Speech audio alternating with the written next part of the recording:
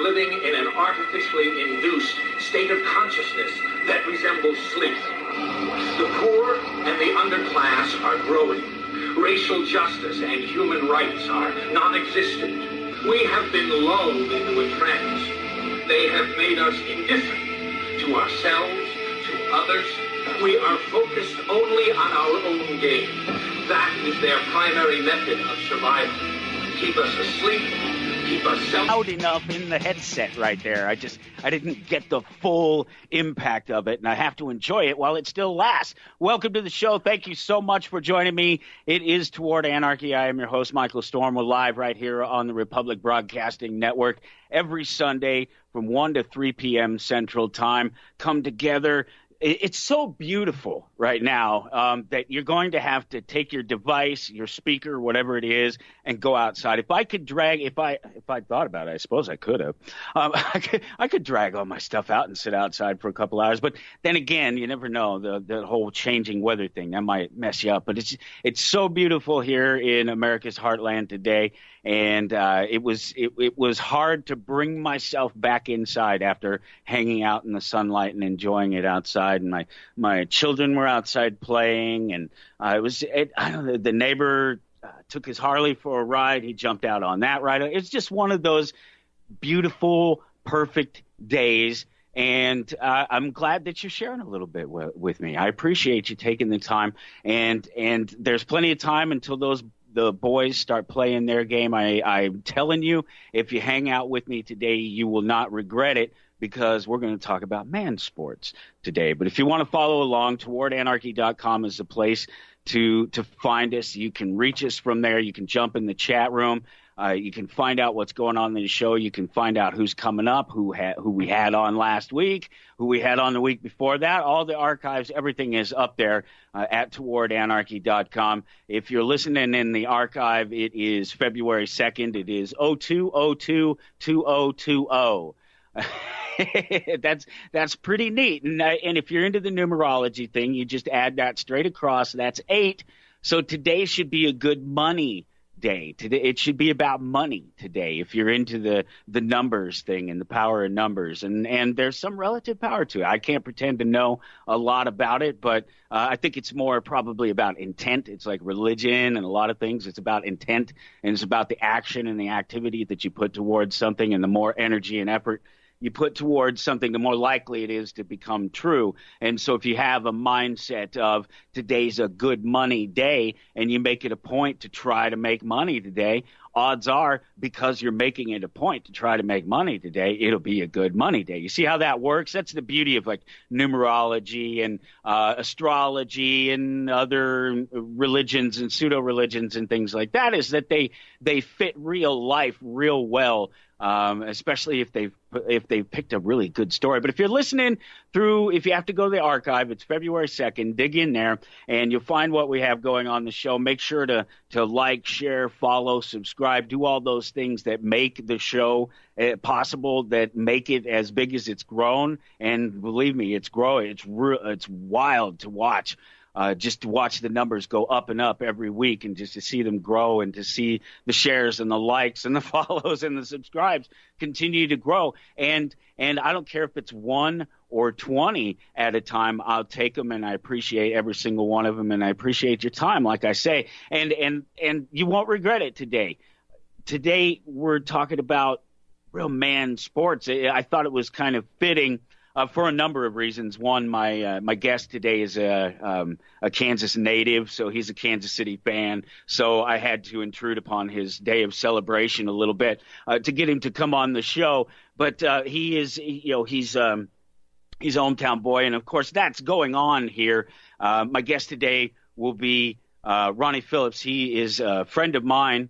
And why does it not show his name up there all of a sudden? I made an edit at the last minute on the actual show page, and this is the beauty of this. I'll get right in there, and I'll change this while we're going. Some of this, you get to see it live in the background kind of thing. All you'll have to do here in a minute is just refresh your browser. As soon as I fix it, it'll take me a minute to fix it, because it's hard to do it and talk and continue to carry on the conversation at the same time. But Ronnie Philips is my guest today.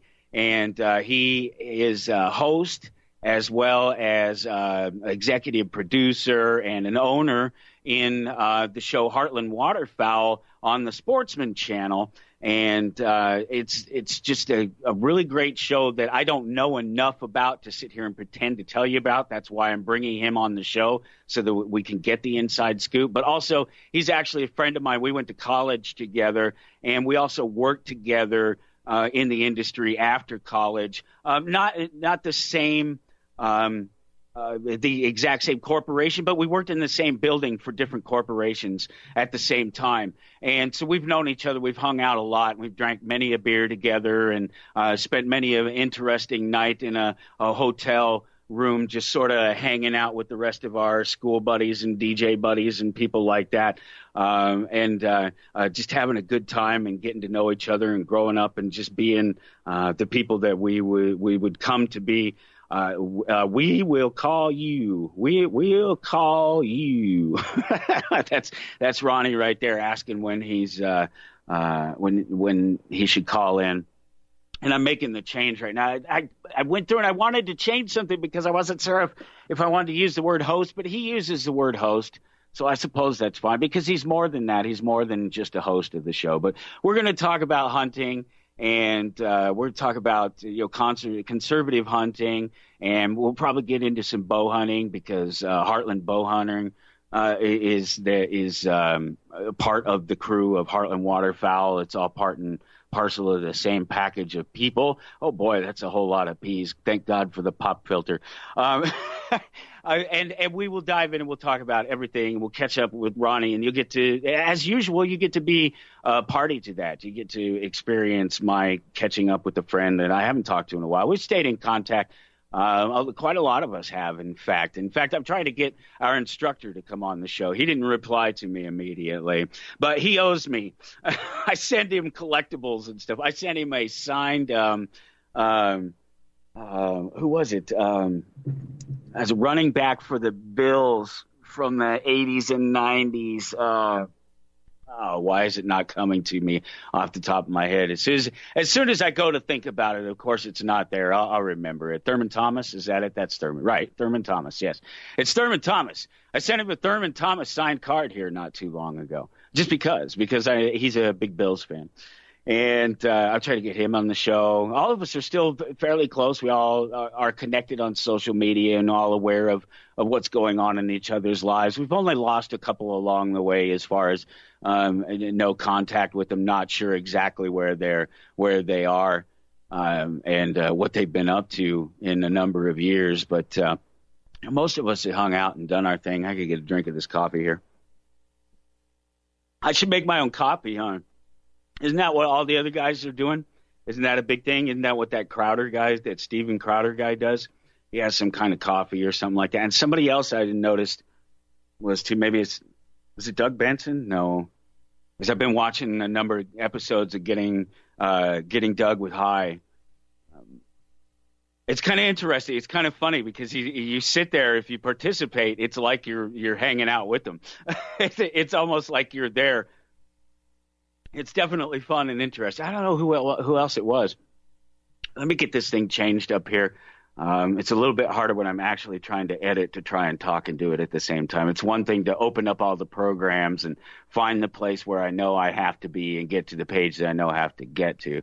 It's another to actually take the seconds to open it up, pull it out, as it were, and make the quick change. Let's see. It's got to go right there. Ronnie Philips. I can't believe I did that. I should know better. And it's always those last minute changes that catch you in something like that too. Almost every time it's that last minute hurried up change that's going to get you and you don't pay attention to it. Ronnie, where'd you go? My friend and host of Heartland Waterfowl, Ronnie Philips. That's just terrible to have to do that. Okay. It's not going to work in that spot because now the sentence doesn't make sense. My friend and host of Heartland Waterfowl, Ronnie Philips, on the Sportsman channel. No, I think Ronnie Philips has to go into another spot here. The power of technology. All right, there it's fixed. It's fixed. If you refresh, towardanarchy.com. Today's date, February 2nd. There it goes. My friend and host of Heartland Waterfowl on the Sportsman Channel, Ronnie Philips, is my guest. We'll catch up. We'll talk about the upcoming season. I believe I want to say it's going to the 8th season.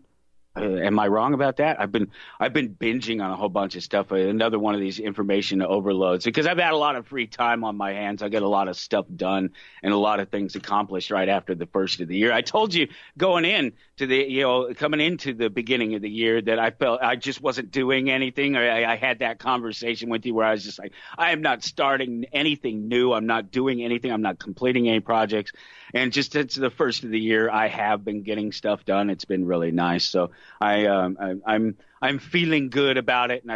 But then I found out, I realized this last week. This was something that I've come across before, and it's about applying things consistently and trying to remember every single little thing.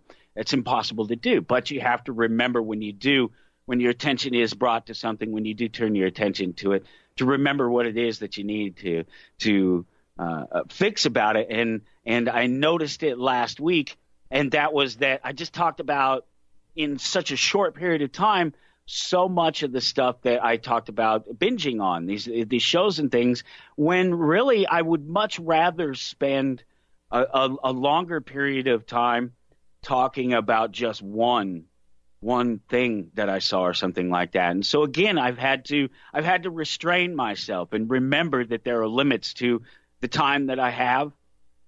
There are limits to the ability of the presentation. There are limits to my mind to keep in order all of these things that I want to say and that I want to talk about, because there's just so much going on. There's so much going on just on this show alone. Let me tell you about it. We've had these presidential candidates the last couple of weeks and the interesting conversations that we had there. And I think that Adam Kokesh had a real mic drop moment last week on this show in response to the question of voting. You know where I stand on it. I don't personally participate in it, but I don't think there's necessarily a violation, and that was something that we discussed of anybody or anything in particular, like the NAP, the non-aggression principle. I don't think that it applies. It just doesn't. There's too many other factors that are involved on it. But also at the end of the show, when I question him about his sort of fallout with the anarchist community, whether it's over his the fact that he's running for president, and that seems to be contradictory, and they don't want to hear the argument for it. They don't want to listen to any sort of reasoned argument. They're dead set on their idea. That's fine. Be dead set on your idea and your actions, but still listen to the argument, especially when there's so much more to be shared with it. And that was the bigger thing about having the conversation with Adam Kokesh. That was a great conversation last week, and you have to go back and listen to it. It's available on YouTube. No video. I didn't do a video on that. I'll probably have to do a video of one of my guests that's coming up, and I should tell you about that. Michael Howe's coming up on the 16th. I'm switching about next week, so I'm not entirely certain who's going to be in here, but it's going to be great either way. And I may even know before the end of the show. Luis Fernando Mises, another friend of mine, another rebel, renegade, anarchist, a spirit like yourself, like myself, at heart, doing his thing, talking about the economics, the corruption, all these things that I like to talk about as well.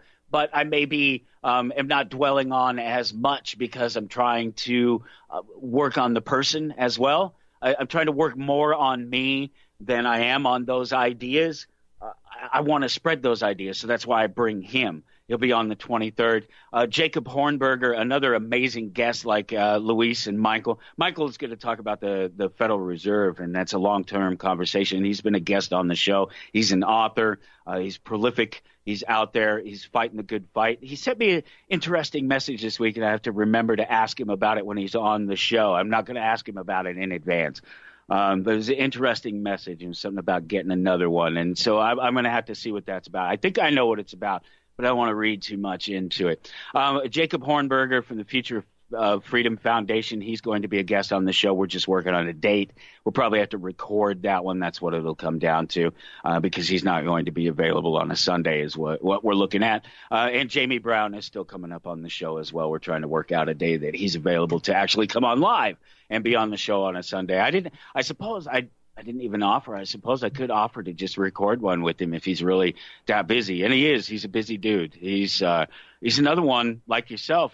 Time is valuable, right? Time is important. It's a valuable commodity. I wanted to hit on a couple of things. We got Ronnie Philips coming up here in just about 15 minutes, and we had some breaks and things to do in between the time we get there. But I wanted to address a couple of things in relation to the show that seem to bear repeating. It's important. I think I found my place. But you know what? First, I'm going to give you the prediction because of the fact that it is a Super Sunday out there. I figured I needed to give you my predictions, and that's that. Lots of people will see it, and there'll be a whole bunch of time and a whole bunch of money spent on around it and around the celebration of it, and half of the people who do, they'll over celebrate in different ways, and they'll over celebrate in a victory that they didn't participate in, and the other half they'll be overly needlessly sad, even to the point of serious depression that their side didn't win. But enough about voting. Let's talk about the Super Bowl. I'm here in Kansas, and the Kansas City Chiefs are in the Super Bowl, and I've imposed myself upon my friend Ronnie's time on Super Bowl Sunday when he is a fan, and I wanted to come at you like this thing and do this bit about the local sports ball club got invited to one of their big competitions, and so everybody around here, this sort of talk that's given by people who sometimes they're honest about it, and they're honest people who really truly don't know about these things and really feel about them this way. But I feel a lot more times it's just people trying to be edgy, negative, make a point about people and the things that they enjoy and the things that they do with their own time in their own lives. And you know me, I don't begrudge them. So I decided to pass on that. And the reality is it's crazy. I do know about what's going on. A lot of it is because of the fact that it's here in my backyard. I mean, my team that I'm a fan of, if you want to say my team, you may or may not know my feelings on how that works out. They're not my team. I don't participate. I think that little statement just there it clears that up. But I'm a fan of the Denver Broncos. I grew up there, and they didn't do well this year. And when they don't do well, and the fact that I don't have cable TV, I don't have satellite or anything like that, so it's really hard for me to watch the Broncos games without going out and subscribing to it. And I just don't care enough to subscribe to it.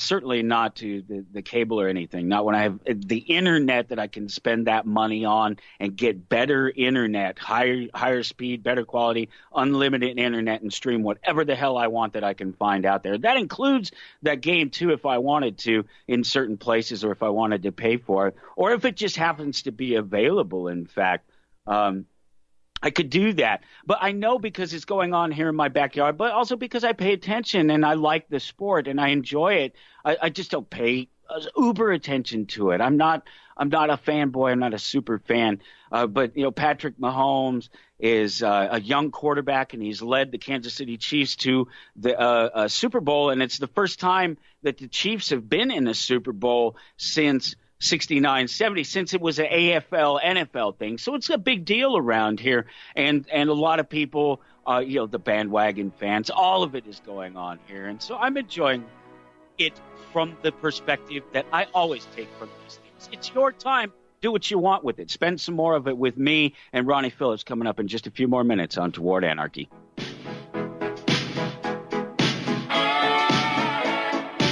Amazing shows planned for you coming up. TowardAnarchy.com. Click on today's date if you have to go through the archive. We are on February 2nd of the year 2020. My friend and host of Heartland Waterfowl on the Sportsman channel, Ronnie Philips, is my guest, and he will be joining us here in just about 5 minutes. We're getting him hooked up now. We're going to do the catch-up thing. I also have a couple of great links up there that hopefully we'll be able to dive into a little bit later. I have the Heartland Waterfowl link on Twitter, as well as the Heartland Waterfowl website. Look for it on your local cable provider. I know that they're available on Cox. Google is cashing in on law enforcement data request fees. This is it goes along with stories that I've been sharing with you for months and months. Dig back in the archive, look through those links that I've shared with you about Google stealing your information and about them getting a hold of medical information, all sorts of stuff. And they're sharing this information. And they're doing it because they're making money on it. And there's other reasons that they do it. We could talk about how deep Google goes, but that's a longer conversation that I would prefer to have maybe somebody else to talk with about that, as opposed to me just diving into it and going into some conjecture on some things that sort of point in one direction without a lot of detail and research. But under that link today, I shared with you a really important one, because this is another one that I get questions on all the time, and that I have to address in the future, and that I'm preparing for 1,200 vaccine studies and then some. But ultimately, these vaccine studies are ones that prove that what the general consensus, supposedly, the public consensus about vaccines is a crock. That there is plenty of data out there to show that vaccines not only do not work, that they are harmful. And I'm speaking in very general terms here. If you want to talk about specific vaccines, use at the right times. There's different results. Okay, there's just a reality that goes with this. But if you look at, generally speaking, the vaccines that I'm talking about, flu vaccine, measles vaccine, polio vaccine, the history on these things is clear. It's evident that the vaccine has not helped the situation, that knowledge and cleanliness and a more complete understanding of how these things all play together, our environment and our knowledge and our understanding of our own biology and the biology of the pathogens and all of these things in relation to how we get them and how they spread. These are the reality behind vaccines. And I challenge you, that's 700 pages of information in that PDF that's there. Get it before it goes away. Before it's blackballed and blacklisted. I put it on my website, so presumably it should be there for as long as I can keep the website up. They will have the people that made it, that compiled it, will not force me to take it down, so somebody else will have to force me to take it down. The measure of the state's success is that the word anarchy frightens people while the state does not. Joseph Sobran said that. I know that there is so much. I don't do this news cycle thing. There's so much that we could talk about in the world right now, and it would be nice to be able to allay your fears about everything the negative in the world. But I did want to address China's worst plagues that we've had to deal with here, the sort of recent history. SARS, 349 people dead. Swine flu, 651 people dead. Coronavirus so far, 170 people dead, while communism 60 million people dead. So which is the greater plague there? Make your decision, people, and make it soon, or keep taking the vaccines and take the communism and take it for yourself. Don't force it on me. If you want it, have it. I don't think it works. I think that's another one of those things that history is the proof of it. Just look at the real evidence, not at the romanticized, politicized, dollar-signed presentation of these things, right? That's the big trick in all of this. I've got a couple. I want to address the music IP thing that happened last week. I'll do that in the latter half of the show after Ronnie leaves us, because I think I was misunderstood. And I want you to understand that, because it's important. Because, for one, I appreciate what musicians and artists do, and I appreciate their work. But there's a difference between physically stealing their actual work and profiting from it, and using their work in a greater – it's a longer conversation. I don't have the time for it because we're going to go break right here in a second, and Ronnie Philips is coming up next. So, but I want you to understand that I'm on your side, musicians, people that called up and were upset about it, and the emails that I got were upset about it last night. I know that's how you make your living, but there's a new model if you haven't heard about it. It's called digital distribution. I'll talk about it later. Ronnie Philips is up next on Toward Anarchy. Stick around. It's going to be a great conversation.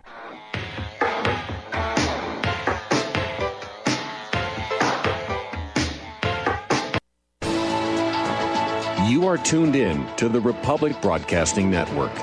Visit our website by going to republicbroadcasting.org. All right. Oh, man, I tell you, sometimes when you're trying to do 5 or 6 things at one time, it can get you. It's giving us a fit at the moment to try and connect to Ronnie Philips, but we'll get connected to him here shortly. Producer Ken will figure it out. He always does. He'll get it hooked up. Either that or we'll just have Ronnie call in on the phone, but we'll get him worked out here in just a second. We'll jump into the conversation. In the meantime, go to warrantanarchy.com, and all you have to do is dive into the archive. If it's not right there on the front page, if it doesn't just say right there, To Warrant Anarchy Live in a great big bold letter, or Sunday, February 2nd, right there. If you don't see that, you just click on the archive. It's right up above it. Click on 2020 archive there, February 2020. Should be the only thing right there. Depending on how far in the future you're listening to us, could be a couple other things in there. What we've got going on, of course, Ronnie Philips, we'll get him connected here as soon as the technology gives us a break and allows us to do it. And we'll talk about Heartland Waterfowl, the Twitter link, the website link. They're both up there. And those links that I was talking about, the 1,200 vaccine studies, and then there's just so much information in there. I challenge you, I dare you to go through there and defy the. I don't even dare it. I mean, just could you go through and prove that information wrong? Relearn what you understand to what you think you know about the issue of vaccines. And there was another. Let's do this, okay? So when we do this every week, we come here, and I think that it's important that I work on this and I flesh it out, just kind of smooth it over, find the right way, and like I said, find a way to say it without making it a soundbite. And so I'm adding and I'm playing with it because I want to include some more information, because this is something I mentioned a little bit ago here that keeps getting missed. And so it's obvious that the answer to me is that I have to go ahead and re-say and restate these things all the time so that there's an understanding, because I keep getting challenged on it. And so this is the point. This is what we do. And it's not necessarily particularly overt. Sometimes it is, depending on who I'm having a conversation with. But the fact is that we live in anarchy daily.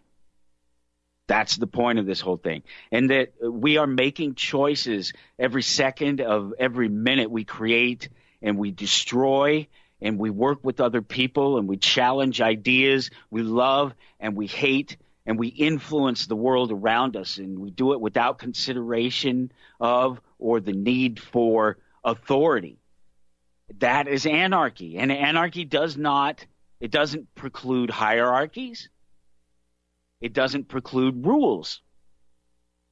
It just simply means no ruler to force those ideas that they have on you, right? It doesn't answer the question of who will build the roads or who will fund the schools or who will protect the borders or who will solve all of society's ills.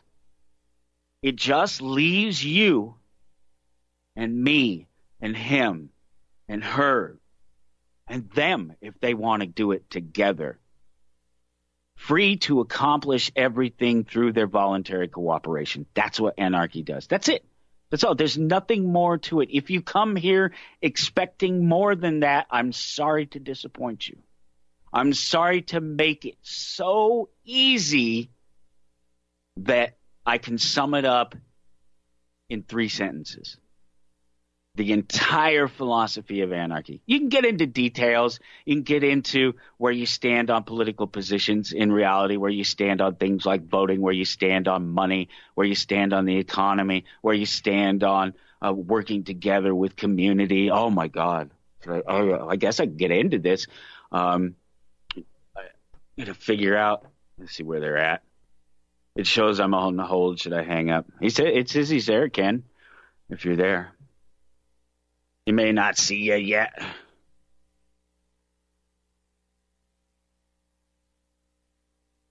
Is he calling on the 800 line? No. Yeah, hang up. All right, let's see. All right. I No, I see what he's asking. He's still on the line from when I was messing with it during the break, and I thought it had hung up. So I'm going to get him to hang up, and you should be able to call him now. Should. Yeah, you should be able to. Yeah, I just saw his call end on my end. I couldn't get it to patch through. I don't understand why. I apologize if not everybody can hear Ken. I don't know if he has a microphone on that you can actually hear, but he's talking to me in my headset, and he's working out what's going on there. He'll get it figured out, though. He should be available. Otherwise, I'll tell him to just call the 800.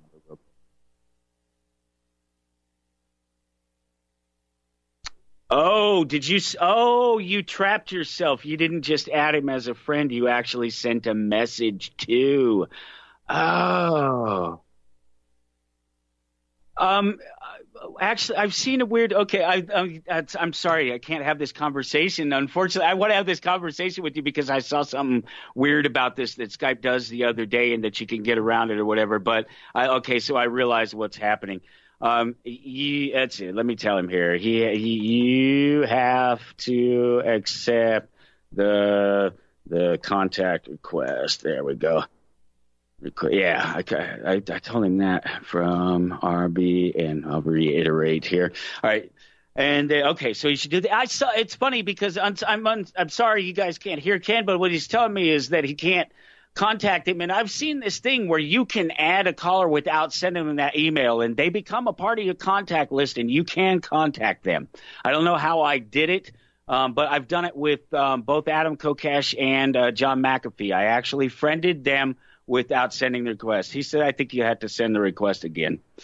So they'll get it figured out. These guys are pros. The guys at the network, these guys, they deal with this stuff all day long. He's sending it again, and they'll figure it out. So, okay, so let me tell you about what happened yesterday. I just spent the longest half hour of my life yesterday. It was just one of the most painful half hours I've ever had to endure. I should have brought the thing. Maybe I can find it before the end of the show. Maybe I can get it and I can read it to you. So my daughter is in one of my daughters, my middle school daughter, she's in a special program where they challenge her. She's in a higher level class. She's above all of her classmates, all that stuff. All of my kids are and were in school. And so they do. I've always encouraged them. I take full advantage of it. Do what you're going to do. If you're going to go to the public school, you want to be with your friends, you want to hang out, whatever you're going to do, do it and do it well and do it right. Do well at it and succeed at it, or don't do it. Go do something else. And so they do it, and they do it well. And she placed in some competition that one of her teachers, that this particular teacher, her I don't know what they call it. When I was in school, they called it the Genesis program. They were grooming us children. I've talked about this before. They were looking for, it's the government, it's the people, them, they, the proverbial them and they, looking for people that they can groom for whatever. Ronnie's struggling on his end. He is most definitely struggling on his end. He doesn't know Skype, I think, is ultimately what it is he hasn't used it in a long time, and so he's struggling on his end. And then I'll add that one. Let me share over here real quick.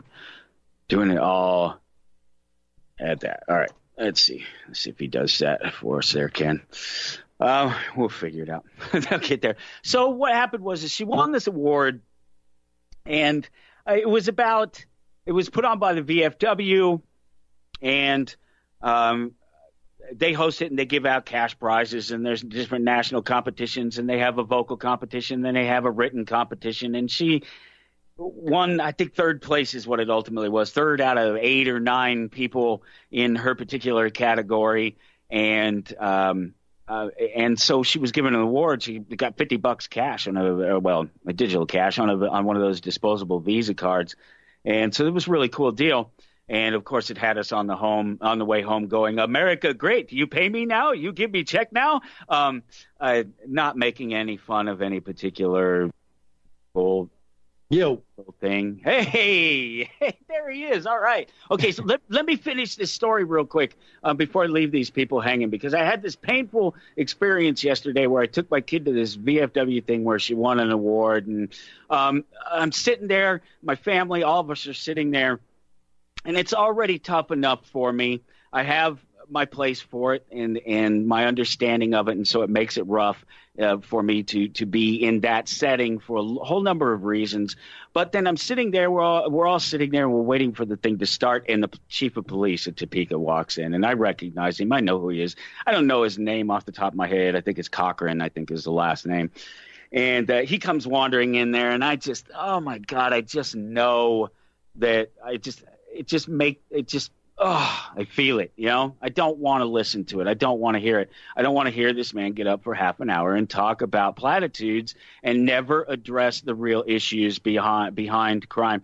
And to his credit, he did talk about a couple of things like economics and the fact that if you're not involved in drugs and things like that, that you'd be fine. The odds of in domestic violence, if you love the person that you're with, that you're probably not going to run into a lot of crime in your life. And that was the one thing he was honest about. But it was painful being in the same room with it. And it's funny because it's one of these things, if looks could kill, right? So what happened is he sees this. I stand out anyway. I always have. And maybe we'll have to ask some of these people about first impressions of me. And Ronnie will be one of these great people that we can ask about first impressions of me. I stand out, and it's not intentional. It just am who I am. But I don't look like other people, and I speak well, and I speak out when I see something. And so I stand out a little bit, and I know I stood out to him. I was also sitting in the front row. I was not thinking. I didn't sit by the back door ready to make an escape like I normally would. I was sitting right there by him, and I know who he is, and I know he knows I know who he is, and he knows that he could tell by my body language and the look on my face and my disgust at everything that he says that I know is a lie that comes out of his mouth, and I'm just biting my tongue. How come there's a murderer? You're talking about how how come there's still a murderer on the police force here that has been on the police force here for more than a decade, and he continues to kill people, shoot them in the back and kill them accidentally, and it gets covered up and everybody knows about it, and he's still on the police force. I bite my tongue, and I don't do this because it's not the right place to do it, because I'm not in a place full of friends, and it's not going to work. That was my painful story of yesterday. But anyway, Ronnie is connected now, and so we got to get into this. We're going to fall into a break here pretty quick because, you know, these commercial things, you got to pay the bills. Man, it is so good to talk to you after so long. How you doing, brother? Man, it's great, and it's an honor to be on your show. It's good to see that you're still pursuing the radio dream, as we were doing 25 years ago or whatever it was. Yeah. And so I'm really proud of you and what you've been doing in the advancement of where radio is going on this digital front with these podcasts and things. So I'm humbled and honored to be on your show. Well, thank you, man. It's great to have you. And you yourself, man, are somebody that I've just thought, wow, you've continued to follow the dream and do your thing. And that's why I had to have you on the show. There's that whole the connection, the fact that we went to school together and we had to talk about all this, and then we worked together in the past. And so we've known each other for a lot of years. So there's that connection. But then there's also what you do professionally and in your spare time, your fun time. I imagine it's what you would do every minute of every day if you could probably get away with it. Right. To me, it really appeals to me, even though I'm not a big hunter or anything like that myself, but it appeals to me on so many levels, conservation and the fact that you guys are doing so much. So we're gonna talk about the show, but first we got to hear a little bit about you. You're Kansas native, right? Yeah, absolutely. From Northeast Kansas. I grew up in a small town called Marysville, which is about 45 minutes north of Manhattan, Kansas. And then upon graduation of high school, that's where you and I linked up when we went out to Western Kansas to Colby Community College. Yeah. Why did you go to Colby? Good question. So I was very active in high school in a lot of different things. I was involved in music. You might recall I was a drummer out at Colby. I was very involved in sports, so I was recruited at the JUCO level. I don't want to make it sound like it was something bigger than I really was, but even at the JUCO level, I was recruited to participate in track and cross country. But my passion was radio. I had started working in radio as a sophomore in high school in my hometown of Marysville, and it's what I ultimately wanted to do. There was a guy and a mentor of mine who had went to Colby a few years. He graduated a few years ahead of me in high school, and he attended Colby Community College. And I had heard so much about the radio program and it being the best in the country. And that's not just on the JUCO level, that's among all four-year universities. And so when it was just a good fit, I was also ready to get the hell out of my little small town. And it was about 5 hours away from my hometown. So that was far enough away from family and friends and just starting a whole new beginning. And so I was able to parlay all of that experience that I had in high school with music and athletics and my passion for radio. And so that's how I ended up in Colby. That's amazing. That's really great. So you knew, like I did going in, that they had this amazing program and that it was the place you wanted to be. Yeah, no, I didn't really do a lot of research, like back into my sophomore or even junior years. I had, along this process and this journey of wanting to be in radio, you start gathering information along the way. And like I said, with having my friend Jamie, who attended Colby Community College, and his brother attended Colby Community College. And through that process of my passion for radio, I found out rather quickly that Colby was definitely a premium and premier destination for anybody at that time and that was our age that was looking to get into the business. Yeah, no, it was definitely the premier spot. And thankfully, I got it. Oh, okay, we're going into a break. I was talking about John earlier and talking about some of the times. We'll have to get into hanging out in school and some of the things that we did. And my guest is Ronnie Philips. If you go to towardanarchy.com, it is February 2nd. You can follow along. The links to Heartland Waterfowl are there. We will talk about that as well coming up on Toward Anarchy. Stick around. Look for February 2nd if you have to go through the archive. If you're listening to the show later, it's not live and you're not here with us, and it's not yet past time for Kansas City to have faced off against the San Francisco 49ers. Ronnie, who's going to win that game? Oh, man, it's a tough. Oh, actually, I made a prediction. I got up early this morning, and I've actually filmed 4 days in a row here, and we were talking out as we were hunting Canada geese this morning, and I made the prediction that Kansas City would be victorious 38-17. 38-17. You know what? It's going to be a really good game because both of these teams were, early on in the season, you were like, maybe, maybe not. And San Francisco for a long time has been this what's it been since the Young era? Since they were really a viable team?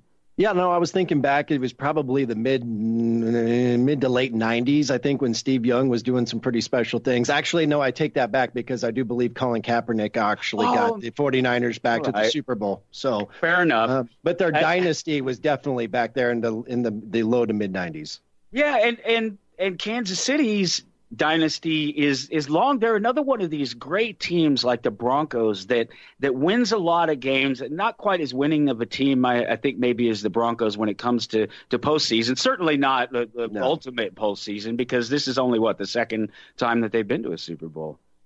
Well, no, it's actually been the third time they've been to the Super Bowl. They went to Super Bowl I and they won Super Bowl Super Bowl IV, and they haven't been back in 50 years. So it's been a long, long time. And you're right. No, definitely the Broncos have.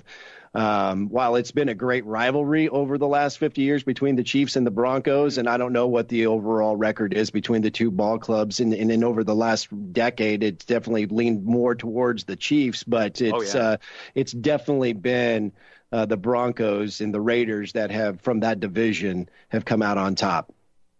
And with occasional dash of one of the other guys poking their heads out, even Seattle way back when before. Yep. But yeah, it's been a big thing around here. Everybody, I mean, it is just orange, red, what color you want. To me, it's almost more of a red orange than red, but I guess everybody says red. I think they call it red and gold. The red and gold, but it's yellow. Don't let it. Yeah, right. It's orange and yellow. Yeah.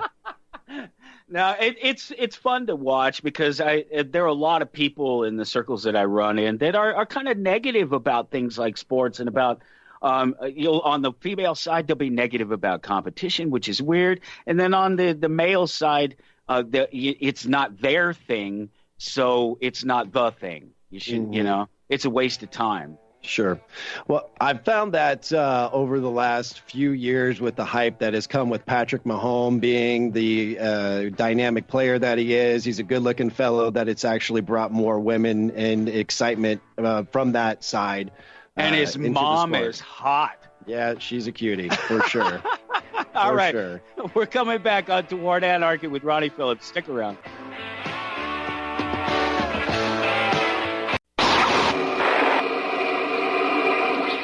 We are living in an artificially induced state of consciousness that resembles sleep. The poor and the underclass are growing. Racial justice and human rights are non-existent. We have been lulled into a trance. They have made us indifferent to ourselves, to others. We are focused only on our own gain. That is their primary method of survival. Keep us asleep. Keep us selfish. The cigar is lit, so we can do the second half of this thing, I do believe. TowardAnarchy.com and click on today's date. It's Sunday, February 2nd, and the Heartland Waterfowl on Twitter link is there. The Heartland Waterfowl website link is there. And my guest is Ronnie Philips. He is host and a producer, one of the principals, one of the owners of Heartland Waterfowl on the Sportsman channel, and we're going to get to that. We were talking about our mutual education and experience going to college together. One of the things that I've had trouble with and I've had to go over is trying to remember who was who and what was what all these 25 years ago, the particular details. And I remembered you were there on a scholarship, but it was track. There was somebody else that I knew that was weird that I would ever even see this person there. It was crazy at Colby, who was also there on scholarship for sports, but he was brought in to play on the baseball team. And that was a kid named Walker Ream that I hadn't seen in probably a decade. He was 5 years younger than me, maybe 3, 4, 5 years younger than me. And we went to church together as children. And to find him in Denver, Colorado, and to find him end up both of us to be out there at Colby at some time. But I thought that was neat. But I've been going through all these people and trying to remember what was this detail, what was this detail. Did we go both years together? Or no. Were you? Okay, you were a year behind. A year behind you, yeah. No, I do remember making my college visit, and I walked into the T92 studio, and I think you were there, Dwayne Hall was there, and our buddy Jason Wolf. I think we're all in the studio there. And then, of course, was it Casey who was our instructor, the female instructor that we had there? Yeah. And I think that she was the one that was kind of given the tour there. And of course, I'm freaking 18 years old and I've got 2 or 3 years of radio experience, and I'm thinking I'm cock of the walk, and I'm walking in there and, I learned really, really quickly that this is going to be very, very competitive, and there's a lot of really good talent at this school. There was too, wasn't there? Oh, yeah. My God. In my first year there was some kids there that was Anthony. You remember Anthony? Was he around? I do remember Anthony, but I didn't. I think he had left, but prior to my enrollment. Yeah, he did. But man, that kid was amazing. He was one of the most naturally funny people I've ever met in my life. There was not an instance where he was just not on. I mean, he would make you laugh no matter what you said. He had somebody, amazing people coming through that school, and just great things that people have gone off and done. It's really cool to be a part of it. Did you get a chance to go to Rhode Island then? I did actually, and that you and I went together. We went together. We That's went what I together thought. because you had Get the won pictures. the National Association of College Broadcasters Disc Jockey of the Year award, which brought home to Colby the #1 college radio station in the nation.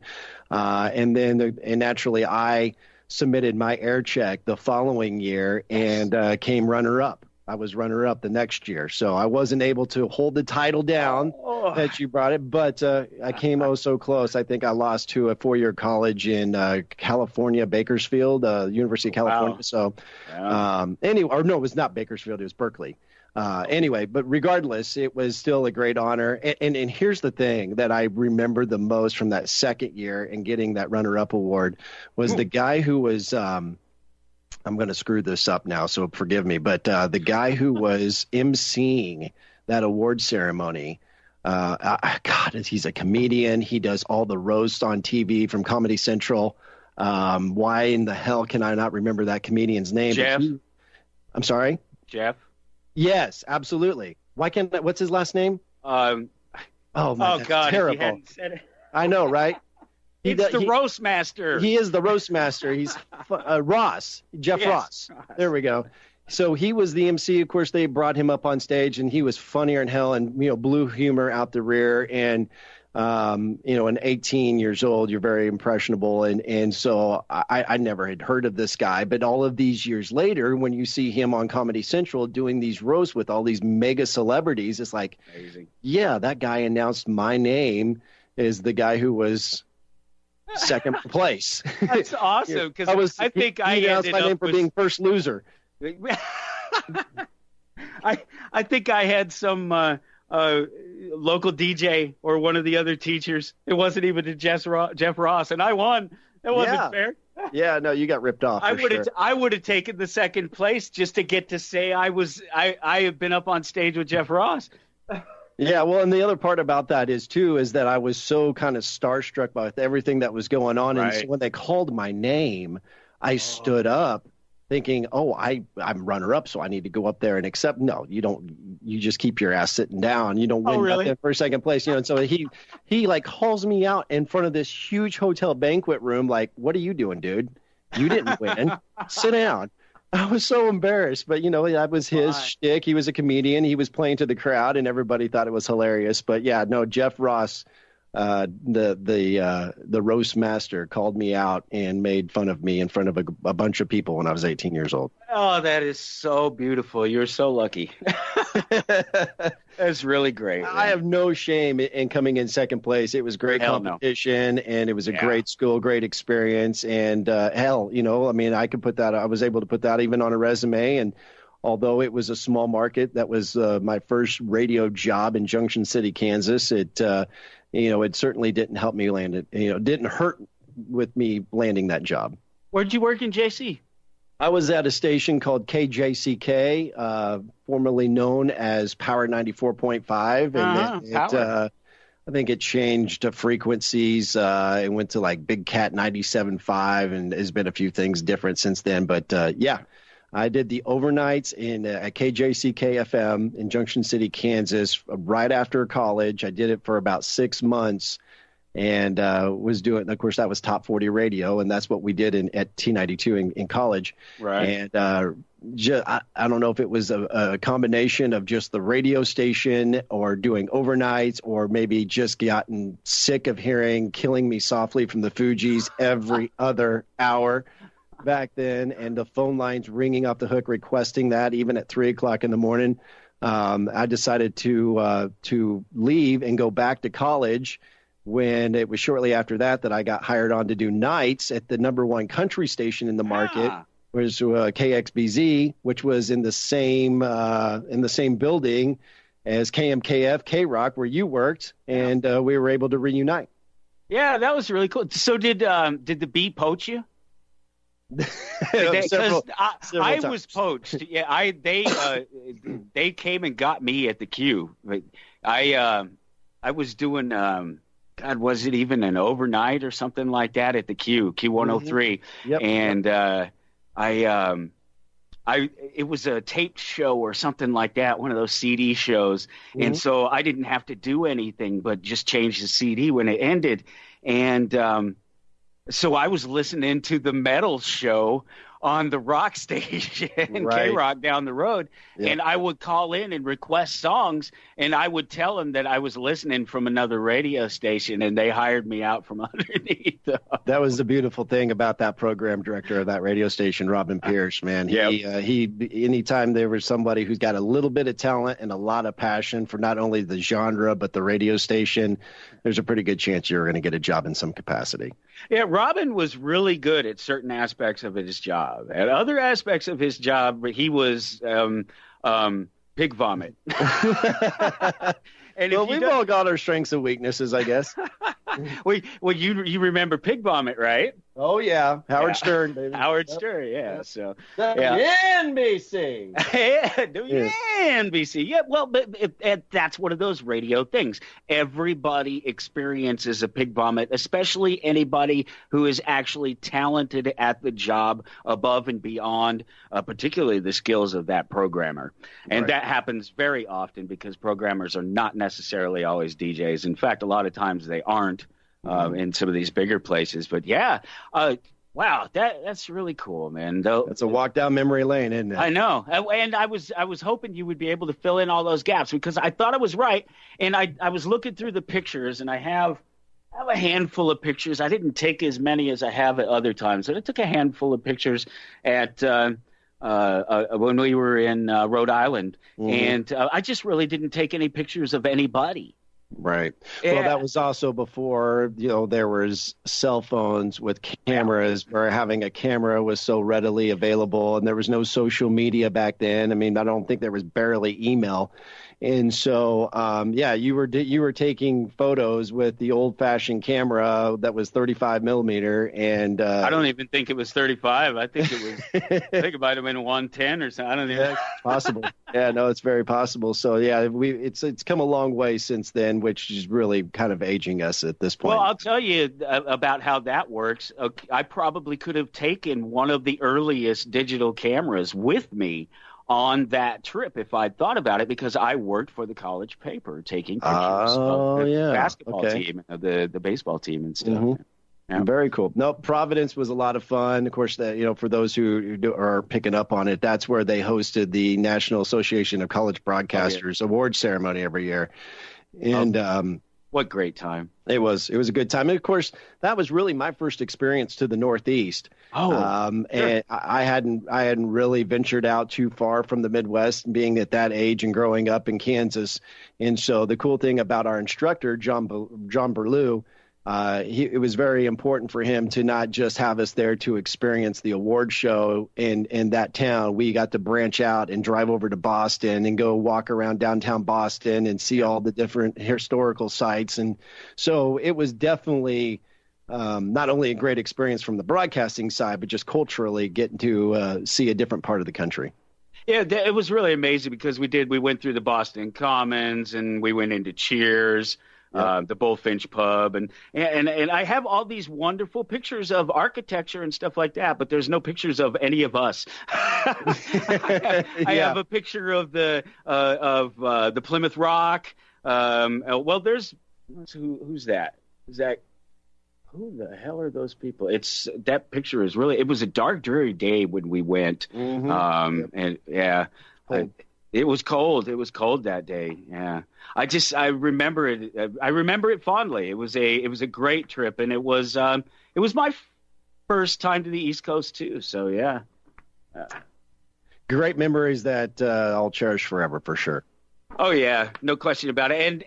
And not only that, those memories that we made there, but also the memories of other people's trips too, because we got to hear John talk about previous trips and about some of the adventures and things that they had been on too. And we're doing a radio performance. Let me tell you, boys and girls, DJs, people who have to curb their language for a living, don't tend to curb their language any other time. Yeah. We are some of the most foul-mouthed, we drop F-bombs constantly. Yeah, no, definitely.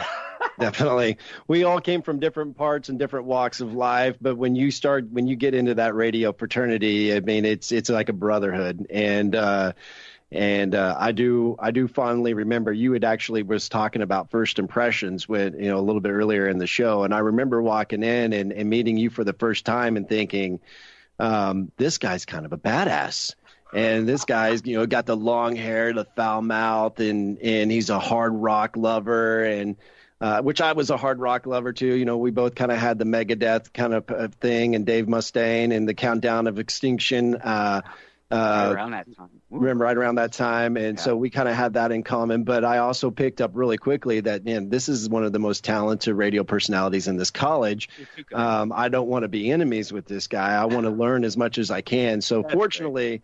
I was able to pick up on that pretty quick. But you know what, and that's to no discredit to any of the other talent that was at the school, because there was, while we were all different and diverse in a lot of, different ways, some people were more into the different genres of music, or maybe more into music than the sports broadcasting side. We all really bonded pretty well. Oh yeah, no, there was nothing about a competition. We were never in competition with each other, even though there were awards and prizes and things like that handed out at different times.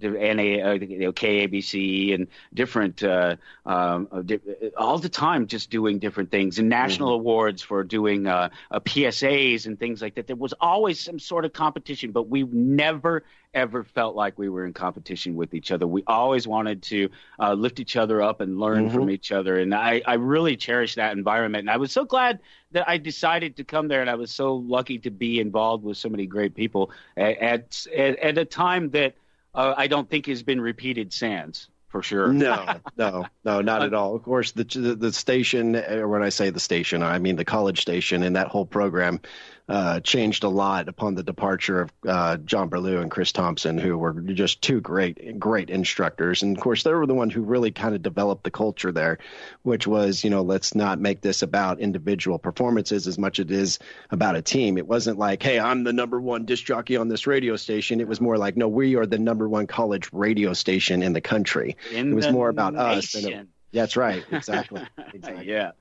Oh, I love that liner. I hadn't even thought about that. The number one college station in the nation. The crazy, when I travel a lot because of the TV show, and so we'll go out to the Front Range of Colorado to do some Canada goose hunting, or maybe we'll go up a little bit further north into Wyoming. And so there's times when I will actually, and I've got a sponsor who resides in Atwood, Kansas. And so about once or twice a year, I'll travel through the country, I'll travel through Colby, and I'll put it on 91.9, and they are still playing some of those same sweepers from 1994, 1993, the number one college radio station in the nation, T92.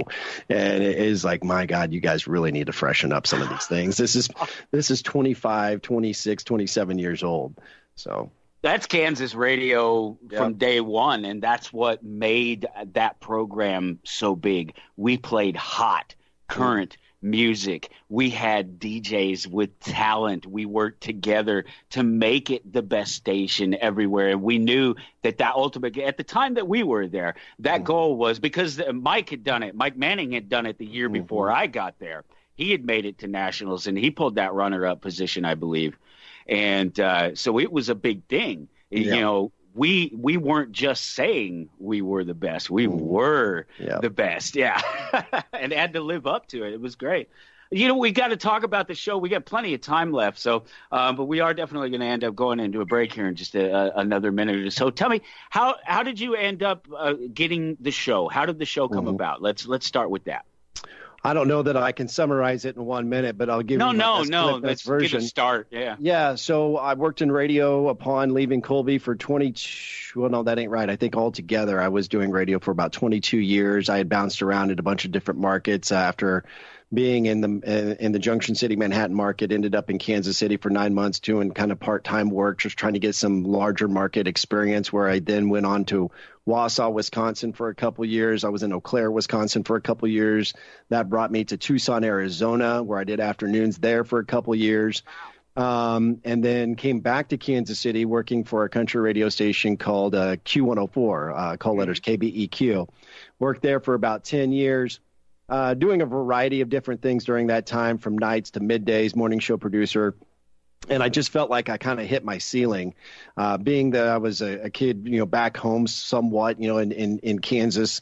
I always had a passion for the outdoors and hunting, and you weren't doing a whole lot of that in Tucson, Arizona. So it was good to be back home. And I wanted to figure out a way, because I knew that radio ultimately wasn't going to allow me to get where I wanted to be professionally. So I decided that I needed to put a plan B together. And I'm really big on personal development and not living in regret. Don't want to ever be 70 or 80 years old and look back on my life and go, man, I wish I would have tried this, or I wish I would have done that. And so I did. I put a business plan together and said, you know what, I'm going to start my own hunting show. And after the break, we can kind of get into how that I thought you did quite developed. well. I thought you fit that in perfectly. We're talking to Ronnie Philips. He is host of Heartland Waterfowl. We will be right back on Toward Anarchy. To talk and chat with somebody that, I don't know, I bring the people that I bring here because I'm interested in them and I respect what they do. And it's so cool listening to somebody just say, you know what, I was doing this and I was successful at it and I didn't think it was getting me where I wanted to go. And so I changed gears and I went and did something else. And that's what my guest, Ronnie Philips, has done with Heartland Waterfowl. So you were just telling us that you decided to start a business, and it was Heartland Waterfowl. Hopefully you'll be able to hang out a couple minutes extra with us, do a couple minutes of overtime, Sure. and just let you finish telling the whole story, because I want to get into the fact that it's not just about the hunting. I want to make sure that everybody understands that, because I think that being good stewards of our environment is very, very important, and I believe that that's a part of what you guys do. Right. No, 100%. And I really, really appreciate you bringing that to the forefront, because sometimes the outdoor industry as a whole gets a bad rap because the outside narrative is that it's just all about killing. And that is certainly not the case.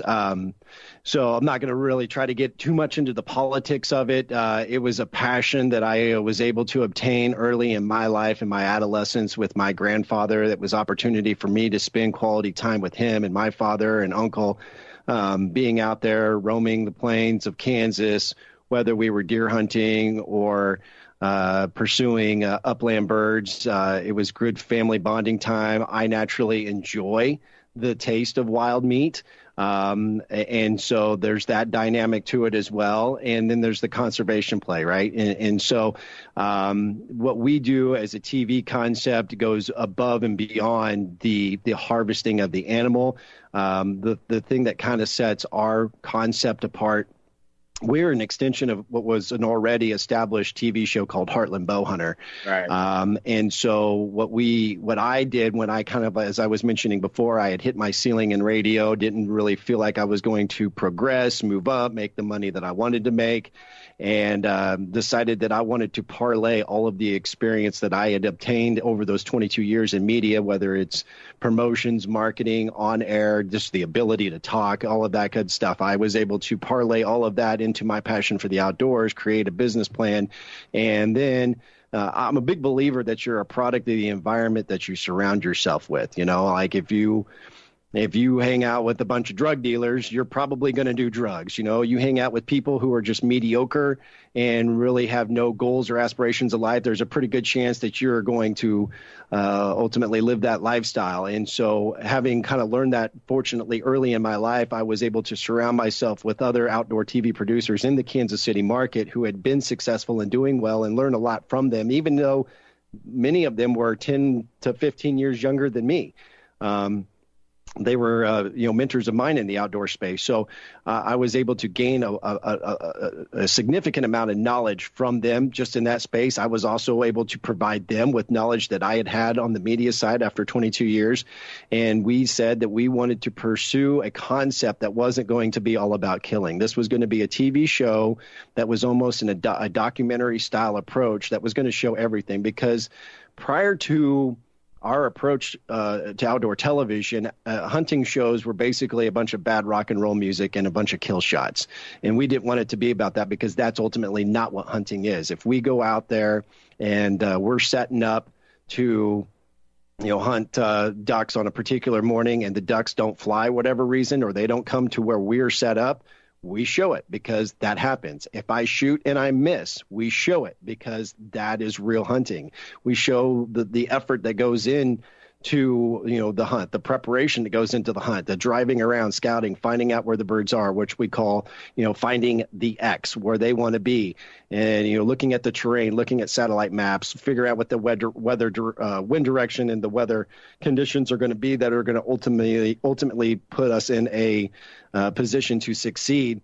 And then of course add the dynamic of the cameras and how that's all going to play a part in that. We just wanted to make sure that we were telling a genuine, sincere outdoor hunting experience, in this case waterfowl, but we wanted to do it creatively through the lens of the camera. So there's a lot of cinematic value that comes with the Heartland Waterfowl production. I love that's the one thing that I love about it. I don't have cable, so I don't get the show, but I've seen what I can see out there on the YouTube and up on the website there, and the cinematics are amazing. Thank you. Must have some great camera people and some amazing cameras working back there, because it is when you said documentary style, that was exactly what I thought. It is very much like that. It's beautiful and it's seamless and it's real. It's a big thing. Yeah, it really is, and I appreciate the compliment. Thank you for saying that. We, one of the ultimate compliments that we get, being that this is mainly a male, our viewers are mainly men. The biggest compliment that we get is when a man will come to us and say, "Well, man, I love your show. You show it how it really is. My wife loves watching your show too. She's not into hunting, but she just loves the storylines and the cinematic value that you guys bring to each and every episode." So, the camera work is definitely a significant part of what we try to produce. And that's exactly what I call it. Beautiful. We'll be right back with Ronnie Philips on Toward Anarchy. He's going to kick it with us for just a couple more minutes. Welcome back to the show. It is Toward Anarchy. Go to towardanarchy.com and you can follow along. As always, it is February 2nd. If you have to dig through the archive, my guest is Ronnie Philips. He's going to hang out with us for just a couple more minutes. I'm going to keep him for just a couple more minutes. Plenty of time till game time. You'll still be able to get a nap in. No, I'm good, man. As long as you want to go, I'm good to go, man. Well, I want to make sure that we get to talk about the upcoming season and where you think it's going and stuff. And plus, I have to suggest to you now that we've been talking about it, a rookie hunter episode with special guest who's never been bird hunting before. Yeah. Let's do it. You're just down the road. We can probably make that happen. Yeah. Sure. I'd do it. Well, we are filming our 7th season currently. Hard to believe that I've been out of radio that long. I'll try to make this quick, but when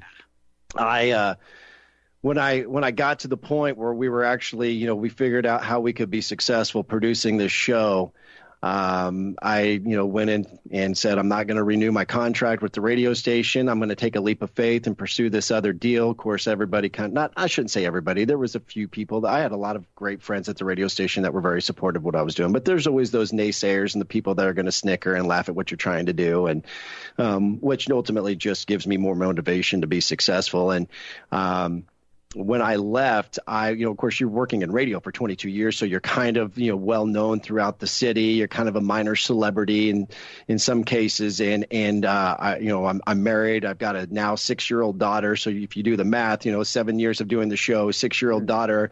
My daughter was born in August of 13, and I left the radio station a month later, September of 13. The very next day, left for Saskatchewan, Canada to film an episode.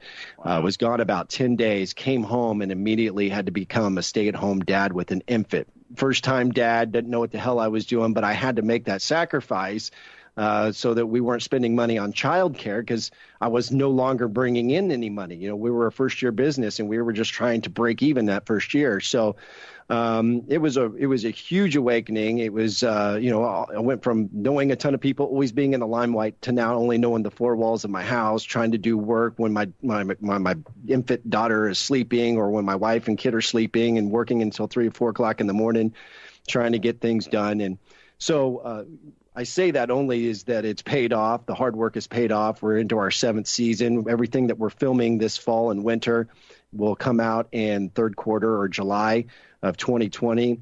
We air 5 days a week on Sportsman's channel. Our anchor episode airs at 2:30 Eastern, so 1:30 Central here. And we are the headliner waterfowl show in that block, among like 4 or 5 other waterfowl shows. And, we're very blessed and proud to be that anchor concept in that waterfowl block, after bringing home a couple of Golden Moose Awards. That's what they call them in the outdoor industry, for best wing shooting show. And then we also had a best graphics and best show open, as we can, add to the trophy case as well. Man, that's awesome. So, I mean, you guys are really working on it. You got a great team. I mean, you got great dogs. You got great partners that you're out there with. Obviously, the guys behind the camera are pros. I mean,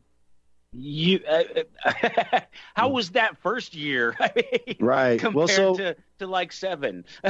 So one of the things that people don't understand, it's not Heartland Waterfowl featuring Ronnie Philips. We are we are a team of guys, and that's one of the other things that kind of separates us from what some of the other hunting shows that you'll see out there. There's this one guy or woman, and they're the host of the show, and they want to kind of tell their story as if I am the professional, quote unquote, hunter. And that's just complete BS. Like, nobody has a card in their wallet that says they are a professional hunter. And just because you're on TV doesn't make you a professional hunter. So I want to make that very, very clear. If I'm hunting one day and I'm in front of the camera, the next day I get behind the camera and I roll. So I did have to take a crash course lesson on, white balance, f-stop, just the different things, shutter speed, things along those lines, so, but I was also learning from what we consider some of the best in the industry with the Heartland Bowhunter crew. Again, we were an extension of their brand, and they brought us under their wing. And we were basically doing the same kind of cinematic and storyboard stuff, but only applying it differently to waterfowl hunting. Wow, man, that's great. Just such an amazing, just a piece of the puzzle, all putting it together like that, and just knowing that you took the chances and you did the thing where you had to stay home and watch the kid. It's great, because a lot of what I do for this show is just to try to get people to accept that they can go do their thing, and that they can do it openly, they can do it proudly, and they can be successful at it if they learn to fail at it. 100%. And that's one of the things that I admire and I respect so much about what you're doing. And I know I've told you that in private is, there's, again, I don't want to be 70, 80 years old and look back on a dream or an idea that I might have had and go, damn it, I wish I would have tried, but now it's too late. Like, you got one freaking shot at life. You have one shot. And so what if you fail?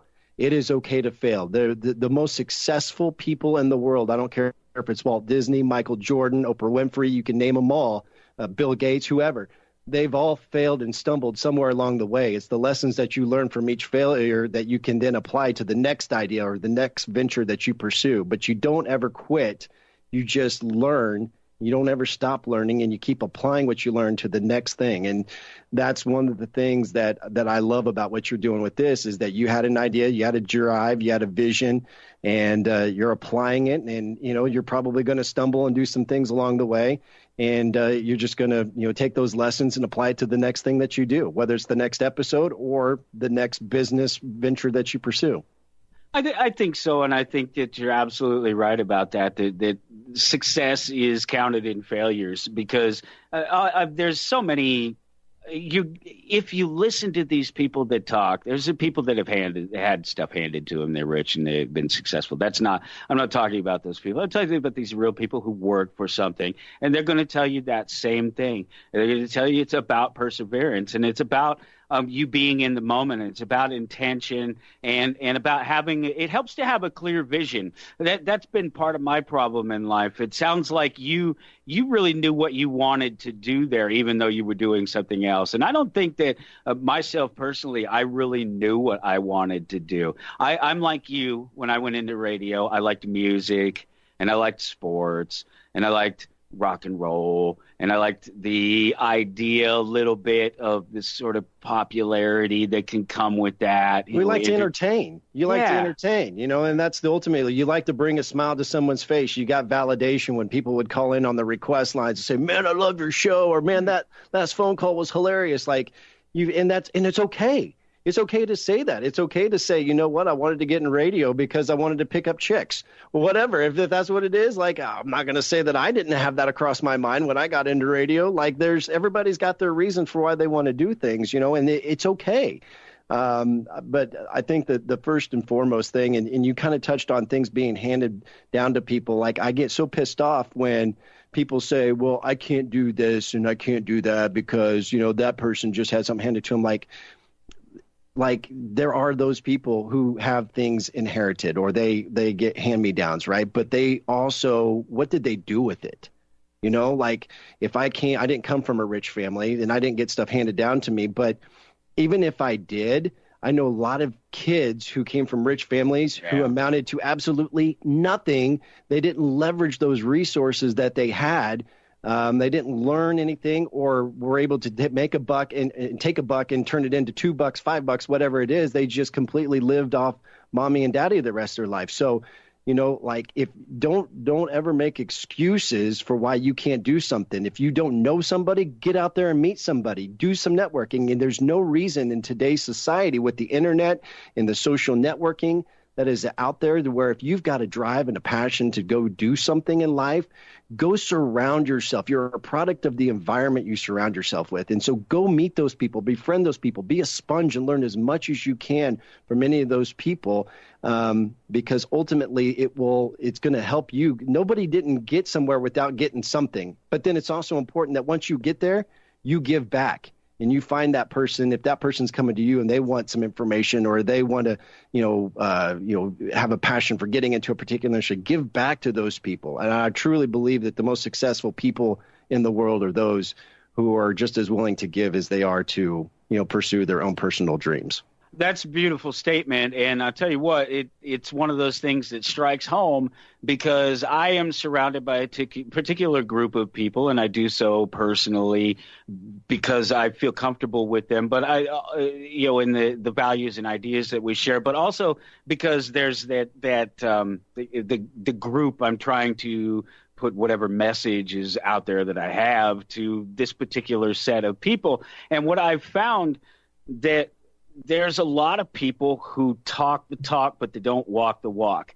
Mm-hmm. They sit there and they tell you that in no uncertain terms that you can do things, you can be things, and that you do it by participating and cooperating and volunteering. And they use all of these great, wonderful words, but then they don't actually do it when it comes down to it.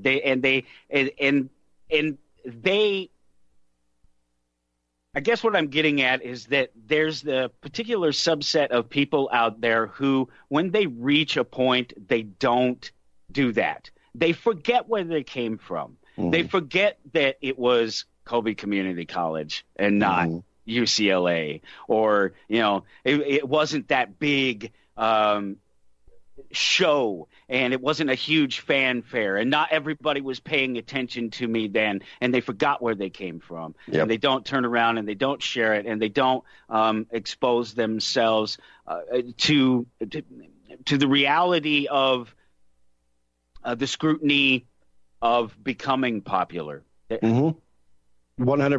The reason this is just my opinion, but I think some of the excuses, the real reason why people don't ultimately pursue goals or have aspirations is two reasons.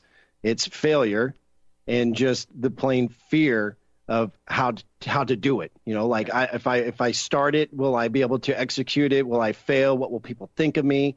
And to hell with all of that. Like, it doesn't have to happen overnight. So many in a world where there's so much instant gratification with the internet and social media and stuff. Like, people want something right now, and if it doesn't come easy, then I'm not going to do it. Yeah. I had to do this TV show. Like, we filmed for 2 years before we even had an episode, before I even had a sponsor.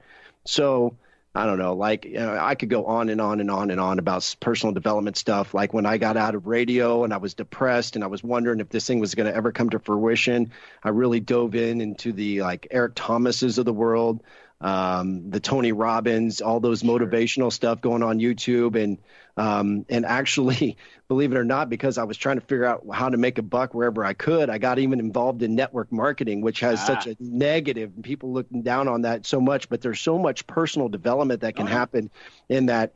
And I found so many lessons during my time even doing network marketing. Now, granted, it is network marketing and not every business model is successful in that space, but it was the lessons that I learned from that I was able to apply to the other business ventures that I'm doing now. And so, don't let fear or failure keep you from pursuing a dream, because if you really, really, really want it that bad, you can achieve it. And I'm a walking, breathing example of it.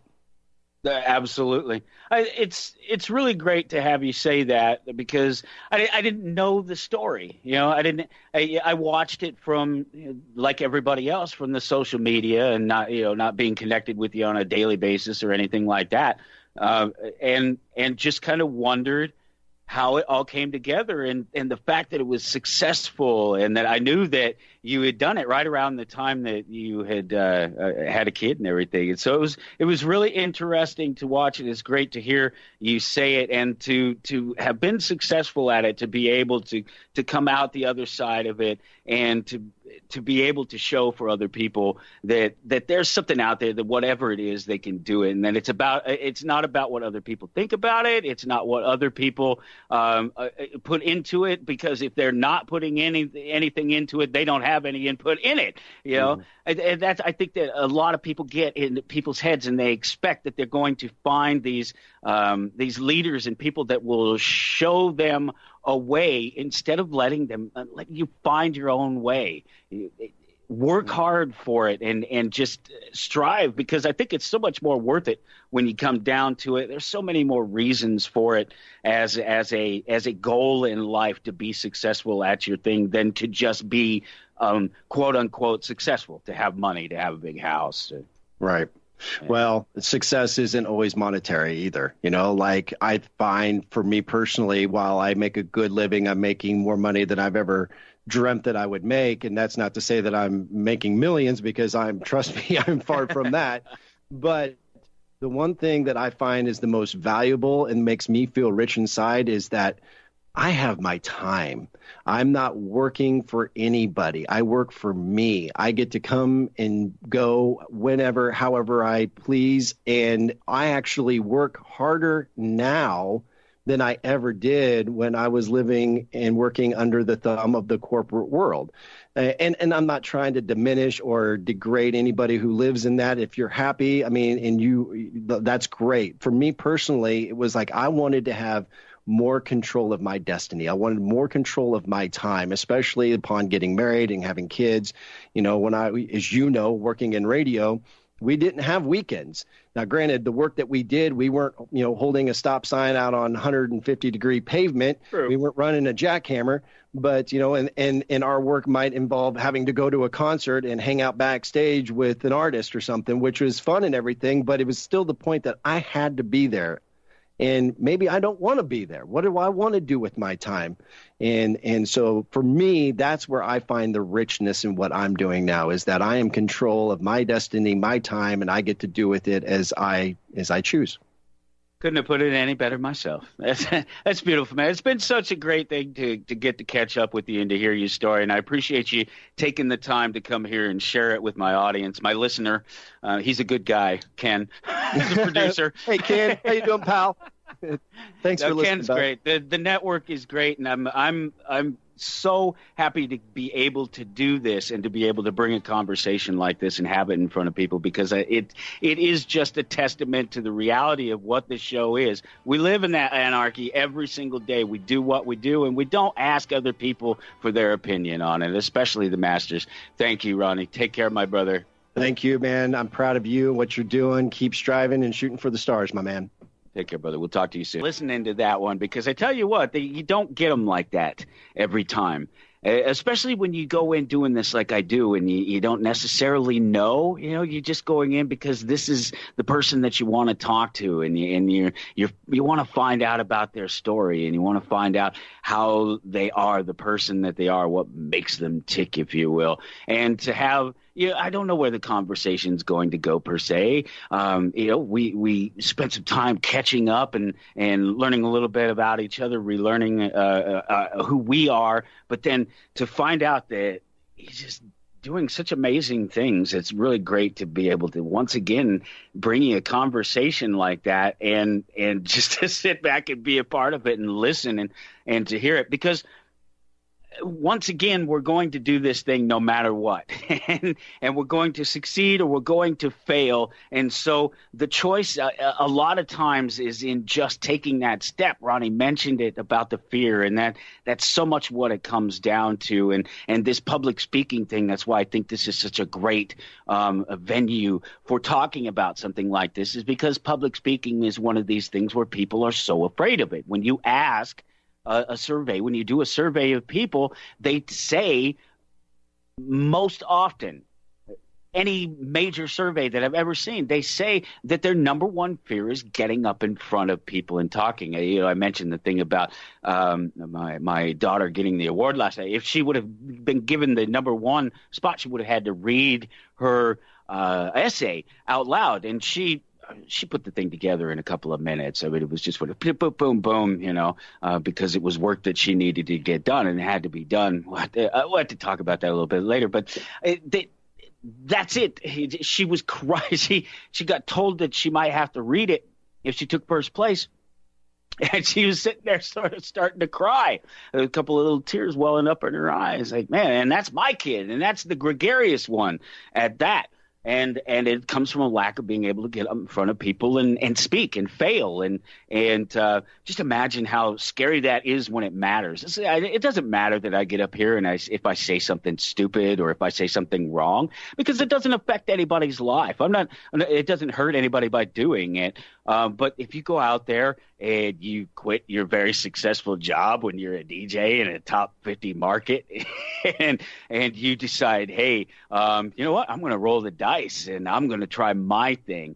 And then you do it with class and you do it with success and you do it as a good steward of the earth and your surroundings and the history of what you're doing. And it just makes for a great conversation. So I'm glad you were able to spend some of your Super Bowl hanging out with us, Super Bowl Sunday hanging out with us. Next week is up in the air. I'm not entirely sure. It may be Jacob Hornberger. So you just have to tune in, and we'll see you next week on Toward Anarchy. Take care.